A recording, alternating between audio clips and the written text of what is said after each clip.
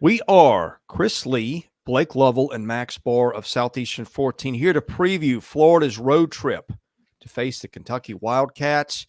You can catch that on ESPN at 7 Central or 8 Eastern in Lexington, where the game will be played. As we do this, no spreads, but averaging Bart Torvik and Ken Palm, which both have Kentucky a 6-point favorite. We expect the Wildcats to be around a 6-point favorite, probably a little bit more. The computers tend to value Kentucky a little less than the public and value Florida a little more than the public. So if it's 6.5 or 7, we wouldn't be shocked. Before we get into this game and our predictions for it, a reminder. This show brought to you by BetOnline. It is playoff time. The road through Vegas has run through San Francisco and Baltimore. So congratulations to the Chiefs and the 49ers for getting to the Super Bowl. BetOnline is your number one source for playoff odds, stats, trends, and lines, with everything from point spreads to hundreds of player performance props. Head to BetOnline today. Stay updated on all the action. BetOnline, the game starts here. Gentlemen, both these teams, I'm not going to say had a turn the corner game this last week, but Kentucky limped in to Fayetteville after getting drubbed at South Carolina. Had a pretty good second half where Reed Sheppard kind of reemerged as a bigger factor in that offense after Kentucky just kind of went away for some things with Sheppard and played him less. And you saw some shuffling to Justin Edwards playing time. And I know it was Arkansas, one of the worst teams in the league, but winning on the road in the SEC anywhere, anytime is not easy. And doing it in front of an ESPN game day crowd makes it a little tougher. So Kentucky emerged after that disastrous performance in South Carolina. And Florida, we have said that the Gators, that the computers love the Gators. We love the talent, but we're not sure about a team until it can beat some heavyweights. Now, look, the win against Mississippi State last week was a really nice one. State is a tournament team today. And a win against the Georgia team that I think is better than most people think, maybe indicates things heading in a better direction. Max, how did you size everything up there? And also give us an update. I think we've maybe got some questions about Rob Dillingham and anybody else who might be questionable for this game. Yeah, as far as Dillingham is concerned, everything I've seen points to he'll play and that he'll be all right. It wasn't like a soft tissue injury or anything. He was sick, a little bit of a stomach bug. So he practiced this week and should be good to go. As far as sizing this matchup, I mean, I think it's going to be a great game. You have a Kentucky front court that's kind of in flux right now. You have Cal saying that he might come out and start Ugo for the first time. He's been unhappy with Bradshaw's performance. Big Z still getting into the mix. And this is one of the best front courts in the conference here in Florida. So I'll give the edge to Florida there, but we've seen Ugo play some really nice games here lately, and I think his defense and his rim protection could play a factor. And I think that getting a Duthiero back is a perfect time because they're going to need his physicality and rebounding to help out against this Florida front court attack. And in terms of defense, this is a Florida defense that does not force turnovers. They're dead last in the SEC in turnover rate and second to last in steal rate. So they're really not going to put the Kentucky ball handlers under a lot of pressure. And the way that they give up points, like in terms of point distribution, they give up the most twos, one of the least free throws and threes. So they give up a lot in the paint. I think this could be a good game for DJ Wagner to really get aggressive. Could be a good game for Reed Sheppard to continue his aggressiveness from the second half of last game. I think that could spoil over. But you have to acknowledge that in conference play, this Florida offense has been more efficient than Kentucky's. Florida's had the better offense in conference play. These guards are playing really well. I'm going to mention Zion Pullen and how good he's been, and you need that on the road. So yeah, I mean, this spread's only going to be about 2-3 possessions. And I think the general consensus is that, Kentucky should win this thing pretty easily, but I don't know. Well, that's why I'm here to tell you that they could. And Thank you, Blake. You do point out that Florida's been better offensively than Kentucky in SEC games to this point. What I will point out, though, is that Florida did what in game one to give themselves a great chance to win this game. They just got off to a hot start. They hit 8 threes in the first half, then completely missed everything they threw towards the rim in the second half. They finished 9 of 31 from 3 in that game, 29%. You look at the other two, I'm not going to count Missouri. I'm sorry. They shot 9 of 22 at Missouri for 41% because, let's call it what it is, okay? Missouri's not a great defensive team, okay? Right. That's all I'm saying.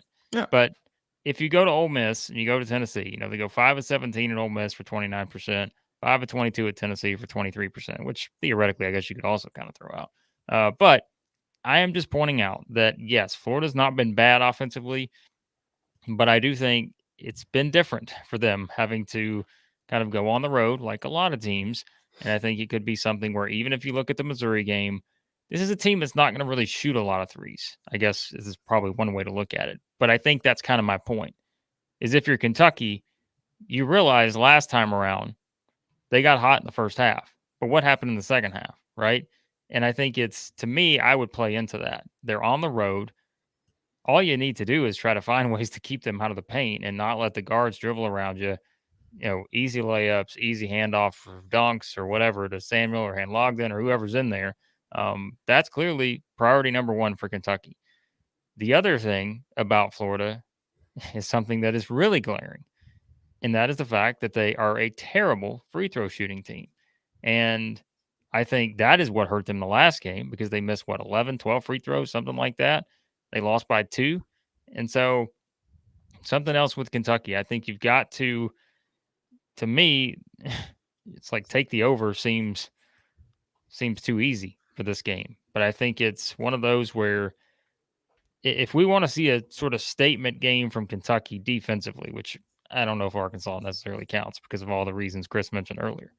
To me, this could be like a statement game from Kentucky defensively. If they're going to move in the right direction, if they're going to please all the cult of computers, if they're going to please Chris's wishes for the defensive efficiency numbers and all that, this is a game where they need to try to do that because this is a good offensive team, even if, like I said, I think Florida's got a few flaws offensively on the road that many other teams seem to have.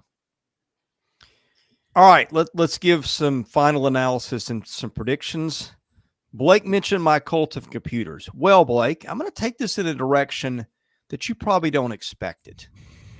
The cult of computers have Florida's defense is the 13th worst out of 14 teams in this league in SEC play, according to Ken Pom. 112.3 points per 100 possessions. The Gators have had trouble defending. And by the way, because they don't turn anybody over. Well, they don't. And Kentucky doesn't turn the ball over. Yeah. And Kentucky also hits shots. So that's number one. Number two, if you're going to pick a team to win in Rupp, you better have a really good reason for it. I know that Kentucky has had that stumble in early December, which seems like forever ago. And Kentucky has not been the most consistent team. But Florida also, I believe, has yet to win on the road. Let's see. Lost to Wake Forest back November. Okay, did beat Missouri. That's the only one. I did not expect Blake's Dennis Gates slander to make its way into the podcast. That was an upset. That might be the biggest upset we see. It wasn't slander. It's reality. Like, they're not a good defensive team. Yeah. That's the way I heard it, Max. They weren't a good defensive team last year either. But well, anyway. Cutting to the chase, I don't see enough evidence here that points to Florida winning in Rupp Arena. Give me Kentucky. Max? Judge Judy back with the evidence presented to him.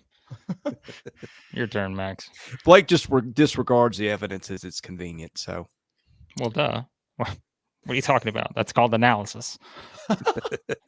Jeez. Yeah. Moving back to this game, I really do think that I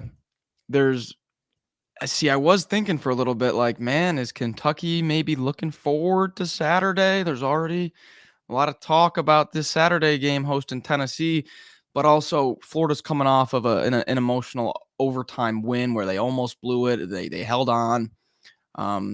So I don't think there's any real, like, you can't really lean into a Kentucky look-ahead spot because Florida's coming off of an emotional OT winner. I don't think there's anything to grasp onto there if you're looking at it from a Florida perspective. I think Florida is going to have to play the way that they played in the first half, lights out. They're going to have to probably make double-digit threes and crush the rebounding, which they didn't really crush the rebounding in the first matchup either. So yeah, I'm gonna go Kentucky at home here. But I do think there are some areas that Florida could take advantage if they stick to a game plan, but they got to play a perfect game here to win at Rupp. They do, because I think you look at this, and again, remember how poorly Kentucky shot the ball the first time around. Yep. When these two teams played, and I just don't think you can bank on that this time. I think you have to go into this knowing that Kentucky's going to make some shots, and specifically, they're going to make some shots, I think, against, like Chris said, a team that has not been great defensively. And I mentioned, I mean, it's not just not forcing turnovers. Florida's just, I don't know, like at times they just do not, they're not consistent defensively in many turns. But, they also play a very up-tempo style. And again, it's a team kind of built on offense right now. And so I am also going to pick the Cats here because I think that, again, the other thing that comes into play is it's still the same question. How many big games has Florida won? I mean, the Mississippi State game was big, but it's also a team that's, still has a losing record in the league and would probably be just inside the NCAA tournament right now, and by no means a lock yet to this point. So this is the kind of game that I say it every time when we make picks for games like this. I have to see it before I'm going to pick it. Mm-hmm. And I have to see Florida win one of these games before I'm going to pick them to actually do it, especially on the road where Kentucky comes back after a week where everybody was ready to jump off the bandwagon and, start the here comes Kentucky's downfall or whatever. I think Kentucky will come in with something to prove here. And I just think offensively, there's just a lot going in their favor as long as Cal lets them shoot more than 23s.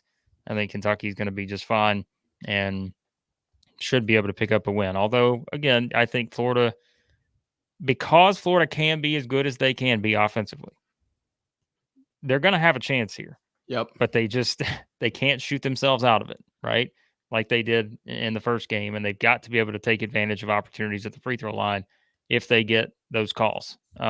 So, yeah, an interesting game here. I'm not going to go as far as say I think Kentucky wins in a blowout, but I also think if you're a Kentucky fan, you want to see them come out with a bit of a chip on their shoulder after some not so great performances last week. Another betting note, I don't think we have lines yet, but KenPom has this total at 174. Yeah. That is crazy high. You could see. I could see Kentucky. So put up does Bart Torvik, by the way. Yeah, this is going to be probably the highest total we've seen in SEC play yet. I'm sorry, Torvik has it at 174. They're a little bit off, but I mean, and Max, you and I think alike. I think a lot lately. The next thing I was going to say is I'm interested to see what the over-under is, because if you like this is just a personal preference. I love games that are played in the 80s or the 90s. You want to see somebody make some attempt at defense, but free-flowing offense and scoring and pushing the pace, to me, makes for an exciting game. If you do not care who wins games, this is just one to circle and watch, because I think it'll be entertaining. Oh, yeah. Yeah. I mean, the first one was, so, I mean, why would we bank on anything different, even though it's, it's a different venue, but I think it could be just as entertaining. And give me a 100-92 game here. That's what I'm looking for in this one. Give me 100-92. Love it. Wow, me too.